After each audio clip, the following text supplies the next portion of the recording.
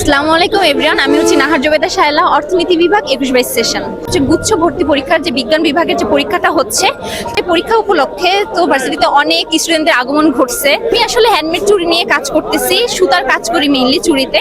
So আমি আসলে আমার বিজনেসটা যাতে একটু প্রসারিত হয়, যারা আসতেছে তারা যাতে জানতে পারে যে আমি আসলে কি নিয়ে কাজ করতেছি, এই জন্য আজকে একটা ছোটখাটো আয়োজনের ব্যবস্থা করেছি।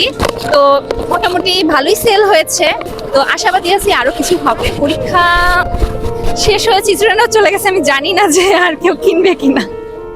সো এইটুকুই।